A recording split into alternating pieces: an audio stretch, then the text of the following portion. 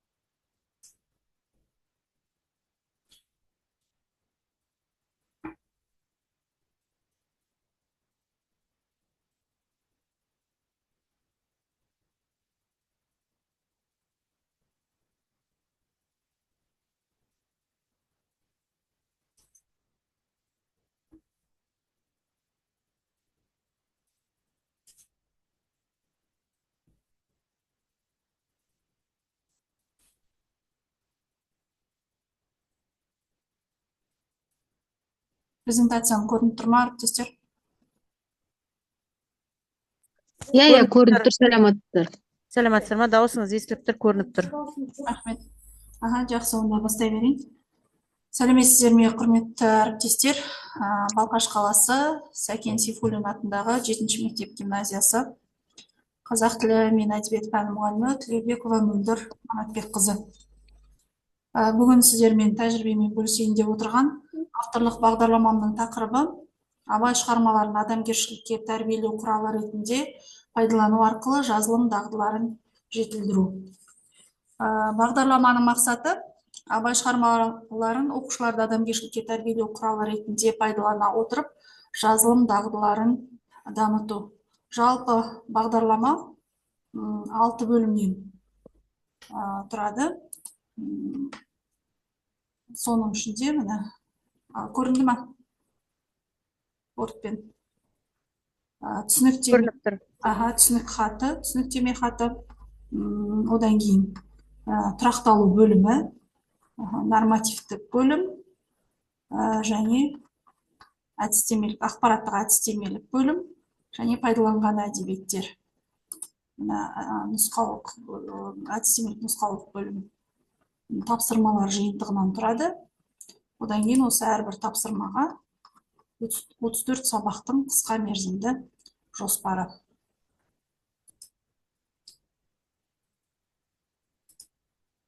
Енді жалпы бағдарламаның 4 түрі бар екен белгілі. Соның ішінде менің авторлық бағдарламам сауықтыру бағытындағы толықтырылған авторлық бағдарлама. Осы орайда әріптестер тарапынан не себептен толықтырылған бағдарлама деген сұрақ туындауы мүмкін. Яғни менің бұл жерде жаңағы Ғылым және білім министрлігінің мектеп бағдарламасына абайтану курсын енгізгенге дейін өзімнің авторлық бағдарламам болды абайтану деген. Сол бағдарламамды өңдеп, осы жазылым дағдыларына икемдеп қайтадан толықтырып жазған болатынмын. Бағдарламаның өзектілігі неде? Яғни әлемдік білім беру үдерісінде әлемдік білім беру үдерісінде несімен өзекті? Яғни әлемдік білім беру үдерісінде жазылым дағдысын дамытудың әдіс тәсілдерін кеңінен қолдану 70-80 жылдардан бері өзекті екен. Себебі осы жылдары жазылым дағдысын кешенді дамыту қажеттілігі мойындалған. Яғни әріптестер өздеріңіз де білесіздер, қазіргі таңда шетелге оқуға түсу үшін бала бірінші эссе жазады. Яғни эссе жазу талап етіледі. Отандық білім беру үдерісінде несімен өзекті? 2016 жылдан бастап отандық білім беру үдерісінде жаңартылған оқу бағдарламасына кезең-кезеңмен көшу барысында оқушылардың тілдік дағдыларын дамыту басты назарға алынған болатын. Яғни қазіргі уақытқа дейін біз осы тілдік дағдылар бойынша жұмыс жасап келеміз. Білім беру ұйымдарында несімен өзекті? Яғни қазір біртұтас тәрбие беру бағдарламасы негізінде жаңағы оқушыларды оқу мен тәрбиені ұштастырып, оқушылардың бойына жаңағы адамгершілік құндылықтарды сіңіру маңыздылығын қолға алып жатырмыз. Білім беру ұйымдарында осы абай шығармаларын тәрбие құралы ретінде қолдану арқылы оқушылардың бойына адамгершілік құндылықтарды сіңіру маңыздылығымен осы бағдарламаның өзекті. Енді бағдарламаның жаңалығы неде? Бұл жерде педагогикалық жаңалығы, яғни абай шығармалары арқылы адамгершілікке тәрбиелеу және де акт мүмкіндіктер арқылы жазуға машықтандыруды көздейді деп тұр. Яғни жазылым алды тапсырмалар барысында жаңағы оқушылардың қызығушылықтарын арттыру үшін жаңағы Learning Apps, Flippity, WordWall, Parse сияқты жаңағы платформаларды қолданамын. Психологиялық жаңалығы, әрине бұл жерде оқушылардың жеке қажеттіліктері ескеріледі, жас ерекшеліктері ескеріледі. Сонымен қоса, мен оқушыларды қалай қолдаймын, оқушыларға қалай қолдау білдіремін. Яғни жазба жұмыстары барысында әрбір жазба жұмыстарының алгоритмін түсіну арқылы қолдау білдіремін. Мысалы, эссе жазу барысында эссе жазудың алгоритмін, ертегі жазу барысында, мысалы, ертегі жазудың алгоритмін, жоспар құру барысында жоспар құрудың алгоритмдерін түсініп, оқушыларға осылай қолдау білдіремін. Енді оқу бағдарламаларында өздеріңіз білесіздер, яғни 399 жылғы 16 қыркүйекте оқу бағдарламасын басшылыққа алып жүрміз. Тілдік дағдылардың 6 сынып оқушылары үшін қандай жаңағы баланың бойындағы машықтар, яғни дағдыларды қандай дағдыларды қалыптастыру керек екен. Соның ішінде жазылым дағдысы бойынша 6 сынып оқушылары жоспар құралу керек екен, әртүрлі жанрда мәтіндер құрастыру керек екен, жазба жұмыстарын әртүрлі формада ұсыну керек екен, эссе жазу, оқылым және тыңдалым материалдар негізінде жинақы мәтін жазу керек екен, мәтіндерді түзету және редакциялай білу керек екен. Яғни бұл оқу бағдарламасын басшылыққа алып, әрине міндеттер бұл мақсаттан шығады, мақсат тақырыптардан шығады. Мынадай міндеттерді көздеген болатын, яғни мәтіндегі негізгі және қосымша ақпараттарды анықтай алады, негізгі ақпараттарға сүйеніп жинақы мәтін жаза алады, мәтіндердегі деректерді әртүрлі формада, яғни диаграмма, кесте, сызба түрінде ұсынады, мәтіндерді салыстыра отырып дәлелдеп жазады, кейіпкер бейнесін сипаттайды, әңгіме, ертегі, ой толғау, эссе жазу машықтары қалыптасады. Абай өлеңдеріндегі адамгершілік құндылықтарды шынайы өмірмен байланысуды үйренеді. Абай шығармаларын талдау арқылы пайымдау, қорытынды жасау дағдыларын дамыту деген міндеттерді мен өзіме басшылыққа алдым. Енді тапсырмалар жүйесіне тоқталатын болсам, бірнеше жаңағы әрбір тақырыпқа 34 тақырыпқа 3 тапсырмадан 102 тапсырма 102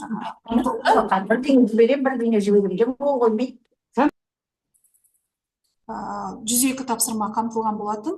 Яғни тапсырмалардың барлығы спиральдік қағидатқа негізделіп, негізделген және де күрделден жаңағы жоғарыға қарай құрылған болатын. Енді жалпы тақырыптарым, мен бір жұмбақ адаммын, оны дойла деген тақырыптан басталады, яғни кіріспе сабақ. Одан кейін екінші сабақ ата тегі мұндағы орта жүздің ұлығы. Яғни бұл Абайдың өзінің жаңағы ұлы Әбдірахманға арналған өлеңі. Ата тегі мұндағы орта жүздің ұлығы, ана тегі мұндағы өзен судың тынығы, екі алтыннан қосылған сом алтынның сынығы деген өлеңнің үзіндісінен алынған. Яғни бұл жерде жаңа айтып өттім, әрбір тақырыпта жаңағы әрқайсысында мәтіндер бар. Бұл жерде жаңағы сабақтың мақсаты мәтіндегі деректерді пайдаланып сұрақтар құрастырады. Яғни бұл жерде жеңіл тапсырма, мәтін бойынша жаңағы Абайдың ата тегімен танысқаннан кейін оқушылар Flippity платформасында мәтіндегі тірек сөздерді анықтайды. Яғни бұл жерде жаңағы Абайдың ата тегіне қатысты жаңағы кісі аттары берілген, сұрау естіміктерін қолданып сұрақтар құрастырады. Екінші тақырып Зере ел анасы, Ұлжан оның жалғасы. Яғни бұл жерде жаңағы Абайдың аналарымен танысады, және де сабақтың мақсаты кіріспе, негізгі және қорытынды бөлімдерді қамтитын кеңейтілген жоспар құрады. Енді әріптестер, өздеріңіз білесіздер, оқу бағдарламасында бізде кіріспе, негізгі және қорытынды бөлімдерді қамтитын қарапайым жоспар құрады деген мақсат бар. Енді бұл гимназия компонент есебінен тереңдету болғандықтан бұл жерде жоспардың екі түрі бар: қарапайым жоспар және күрделі немесе кеңейтілген жоспар. Бұл жерде оқушылар күрделі жоспар құрады. Яғни бұл жерде жаңа жоғарыда айтып өттім, әрбір жазба жұмысына алгоритм ұсына отырып, жаңағы педагогикалық, психологиялық жаңалығында мына оқушыларға осылай қолдау білдіремін дедім. Яғни күрделі жоспар құрудың қадамдары: мәтінді оқығаннан кейін бөлім атауларын өз ішінде ұсақ бөлімшелерге бөледі оқушылар.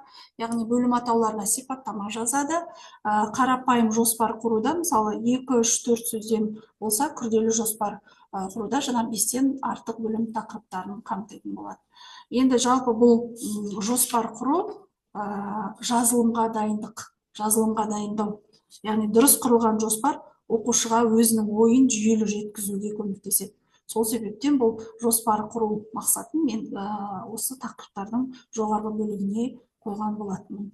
Және де мына жерде мына тапсырмада құрылымын сақтап мәтінге кеңейтілген жоспар құру бірінші кіріспесін жаз, негізгі бөлімге байланысты сұрақтар берілген және қорытынды бөлімге байланысты сұрақтар берілген.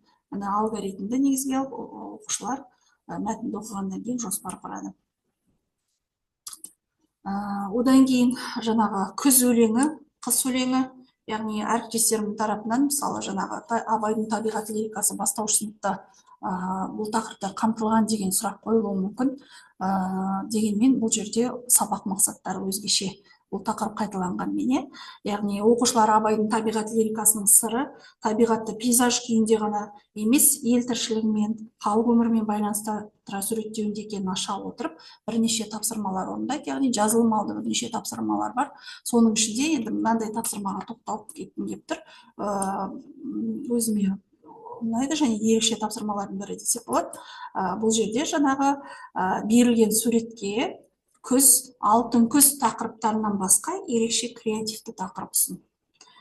Бұл бір қарағанда жеңіл тапсырмаға ұқсас болғанымен, оқушыларды ойландыратын тапсырмалардың бірі. Және де бұндай тапсырма пиза тапсырмаларында кездеседі. Енді әріптестер, сіздермен бір практикалық жұмыс болсын. Осы сурет бойынша сіздер қандай күз, алтын күз деген тақырыптан басқа ерекше креативті тақырыптар ұсына аласыздар?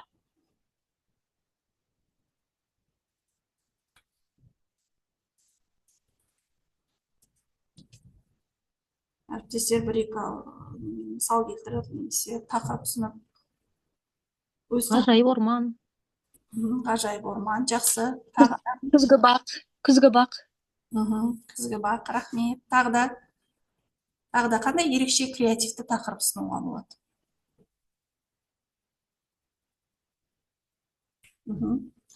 Жақсы, әріптестер, рахмет. Сиқырлы күз. Рахмет.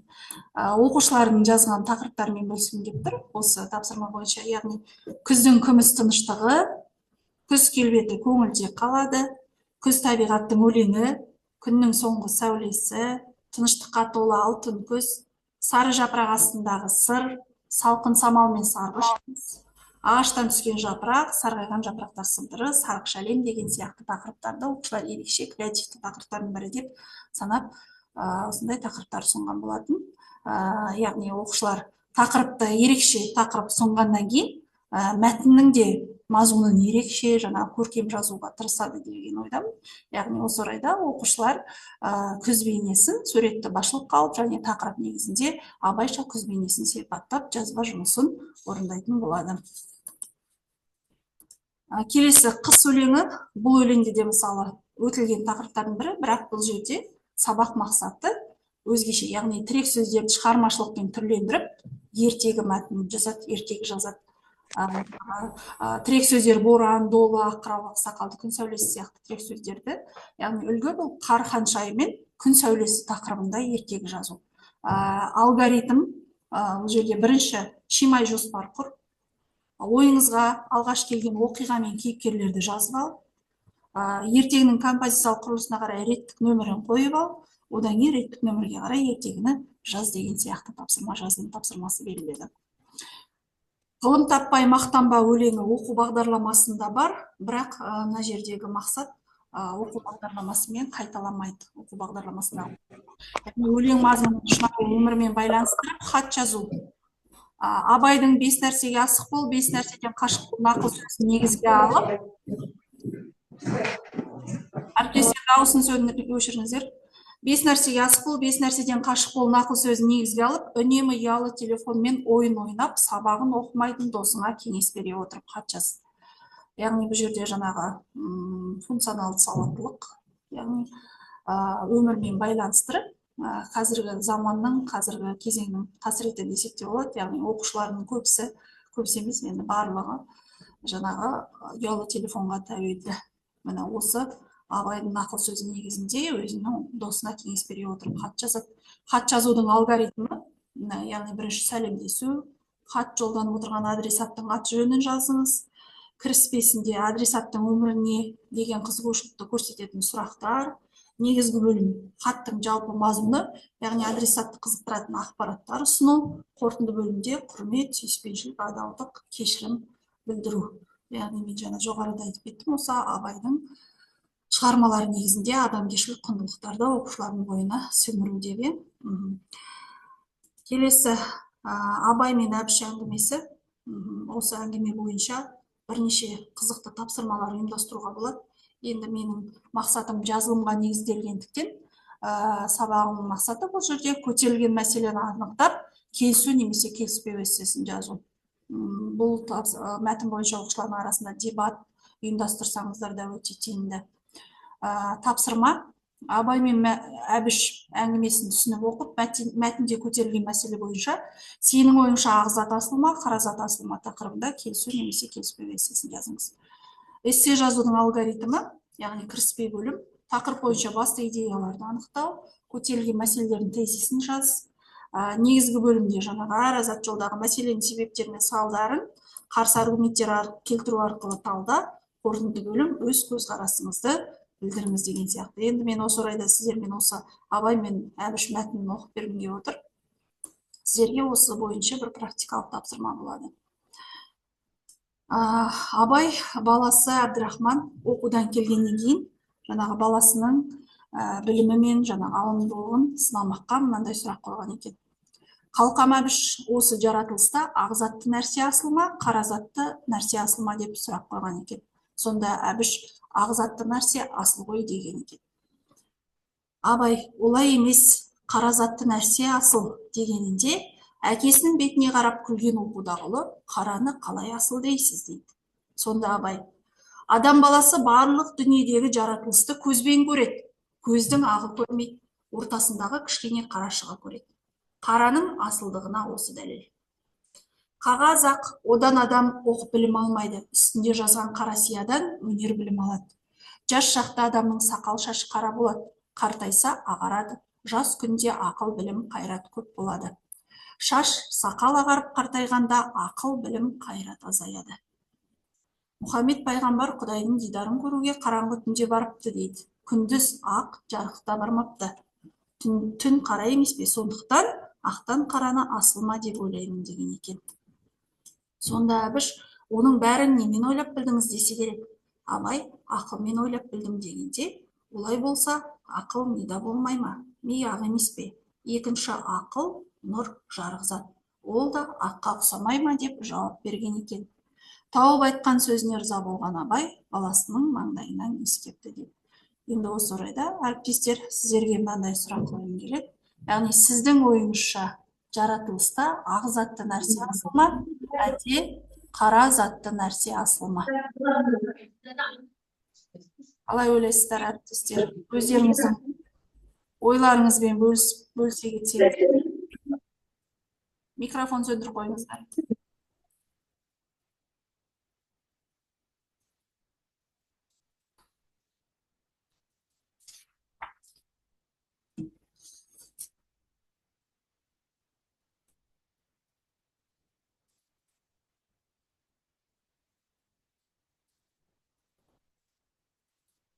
Өзінің ойын, пікірін білдірем деген әріптес бар ма? Сіздің ойыңызша жаратылыста ақ затты нәрсе асыл ма, әлде қара затты нәрсе асыл ма? Әрине оқушылар бұл Қара зат болмаса, ақтың қадірі білінбейді. Өмірдің Дұрыс өзі айтады. солай жаратылған. Қара мен ақ бірге жүру керек. Сол кезде ғана оның мәні болады. Ақтың қадірін түсінеді. Қара арқылы. дұрыс айтасың. Қараны жоққа шығаруға болмайды. Иә, сол сияқты мысалы ақтың да қадірін қара арқылы, қараның қадірін ақ арқылы түсінеді адамдар. Бізге мүмкін солай қалыптасып қалған дүние шығар, қараны бір жамандықтың белгісі ретінде қарап қалу. Дұрыс айтасыз. Өте дұрыс айтасыз. Кезінде бір философ айтқан екен. Адам күлкіден жынды болар ма еді, егер сен болмасаң, қасиетті көз жасы деген екен. Яғни үнемі шынымен де күліп, көңілді жүре берсек жынданып кетер ме едік, иә, бәлкім. Яғни өмірдің өзі ақ пен қарадан тұрады, иә. Жақсы. Тағы да бөлісетін әріптестер бар ма, өзінің ойын пікірін айтамын дейтін? Сіздерше ақ зат нәрсесін ма, әлде қара зат нәрсесін?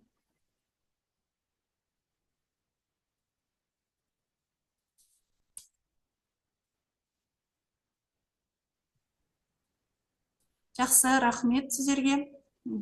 Оқушылардың енді жұмысын оқу барысында көптеген жаңағы өздерінің ойларымен бөлісу барысында осы жаңағы ақ зат пен қара заттың мәнін ашып, талдаған жұмыстарын көрген болатынмын. Енді ары қарай келетін болсақ, мына жерде келесі бұл әуелде бір суық мұз ақыл зерек өлеңі. Яғни бұл өлең, осы өлең арқылы жаңағы оқушылардың бойында адамгершілік құндылықтарды сіңіруге болады, осы өлең мазмұнын терең талдау арқылы. Бұл жерде енді сабақтың мақсаты өлеңнің мазмұнын графиктік мәтін, сызба, иллюстрация түрінде жеткізеді және өз көзқарасын білдіреді деген сабақ. Тамаша. Оқушылардың мен сіздерге бір оқушының жасаған жұмысын алдарыңызға қойдым. Мына жерде оқушы өлеңнің мазмұнын суретпен жеткізген және де өзінің жаңағы ойын жазған екен. Абай бұл өлеңде адам бойындағы үш қасиетті, яғни ақыл, қайрат, жүректі сипаттай отырып, олардың адамның толыққанды тұлға болып қалыптасуындағы орнын түсіндіреді. Яғни идеясы бұл жерде жүрек, ақыл мен қайраттың тең және үйлесімді қызмет ету арқылы ғана адам толық адам бола алады дейді. Ақыл ойлау, саралау, дұрыс шешім қабылдау қабілеті десе, қайратты ерік жігер, табандылық, белсенділік деп, жүректі мейірім, сезім, адамгершілік қасиеттерінің көзі деп жазған екен. Абай даналығы осы үш қасиетті біріктіріп, адамның рухани жетілуінің жолын көрсетеді дейді. Мынандай түйін жасайды өзіне өмірлік түйін. Ақылмен өлшеп, жүрекпен сезініп барып әрекет етті. Егер ашуға берілетін болсақ, яғни ашуға берілгенде жүрекке, ал жоспар құрғанда ақылға жүгінеді. Ақыл қатал болса, жүрек жұмсартсын, ал жүрек әлсіз болса, ақыл бекемдесін деген сияқты өзіне өмірлік ұстанымдар ұстанған екен. Міне түйіндегенде осылай оқушылар түйіндеген. Келесі енді адам болу деген сөйлемді өз ойыңызбен толықтырыңыз деген жазылым тапсырмасында бір оқушы адам болу деген ақыл мен жүректің үнін бірдей ести білу. Адам кейде ақылға жүгінсе, кейде жүрекпен сезініп шешім қабылдайды. Бірақ екеуін бірдей ескергенде ғана әділетті дұрыс әрекетке барады. Абай да толық адам болу үшін осы екеуін қатар ұстау керек деді. Мен де өмірде шешім қабылдарда тек есеппен емес, шынайы ниетпен қарауға тырысамын деп жазған екен.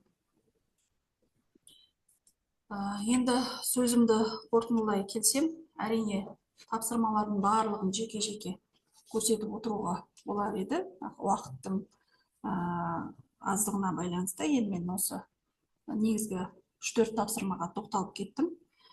Сөзімді қорытындылай келетін болсам, Абай шығармаларын адамгершілікке тәрбиелеу құралы ретінде пайдалану арқылы жазылым дағдыларын жетілдіру атты авторлық бағдарлама. Оқушылардың Абай шығармалары негізінде адамгершілік құндылықтарын бойына сіңіреді және де әрі жазылым дағдыларын дамытуға септігін тигізеді деген ойдамын. Жалпы осы жазылым дағдыларын жетілдіру үнемі басты назарымда. Тілдік дағдылардың ішінде көбінесе осы жазылым дағдыларына көп көңіл бөлемін, себебі осы тілдік дағдылардың ішіндегі ең күрделісі, негізгісі деуге болады. Оған дәлел биылғы оқу жылында осы сыныпта оқитын оқушым Клевер олимпиадасының облыстық кезеңінің бірінші орын иегері болды. Одан кейін Жарқын болашақ олимпиадасы, жас қаламгер бағыты, яғни әңгіме, новелла жазу бойынша оқушым облыстық деңгейдің бірінші орын иегері және республикалық деңгейдің үшінші орын иегері атанған болатын. Яғни бұл менің жаңағы жазылым дағдылары бойынша, жазылым тапсырмасы бойынша жұмыстарымның нәтижесі деп білемін. Енді әріптестер, назар салып тыңдағандарыңызға көп рахмет. Сіздермен 3-2-1 әдісі бойынша кері байланыс жасап өтем. Яғни осы бүгінгі шеберлік сынып бойынша сізге қандай 3 ақпарат ұнады? Сізге ұнаған 3 ақпарат және осы шеберлік сынып бойынша қандай 2 идеяны қолданар едіңіз және сізді ойландырған бір ақпарат бойынша кері байланыстарыңызды беріп жіберсеңіздер.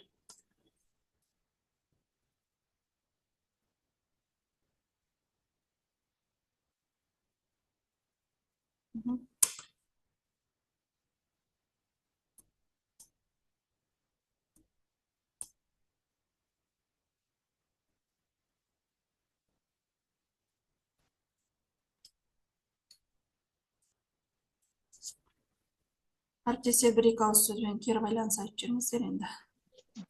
Шынымен де Абайдың шығармашылығы нағыз тәрбие құралы ретінде қай салада болсын қолдануға болады. Мысалы, сол ақпарат ұнады. Ал қолданатын идея жаңағы Абайдың